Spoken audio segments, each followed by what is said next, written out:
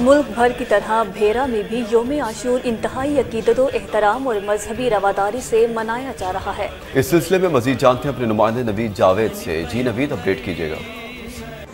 हज़रत इमाम हुसैन अलैहिस्सलाम और उनके रफ़क़ा को ख़राज अक़ीदत पेश करने के लिए योम आशूर भेरा और नवाई इलाकों में मजहबी अक़ीदत एहतराम के साथ मनाया जा रहा है। शहरियों की जानब से लंगर और पानी की सबीलें लगाई गई हैं। भेरा में SHO फवाद शिराजी के ज़ेर इंतज़ाम सिक्योरिटी के सख्त इंतज़ामात किए गए हैं, जबकि जुलूस रूट्स पर पुलिस की भारी नफरी तैनात की गई है। मातमी जुलूसों के साथ रेस्क्यू 1112 महकमे सेहत और वापड़ा का अमला भी मौजूद है।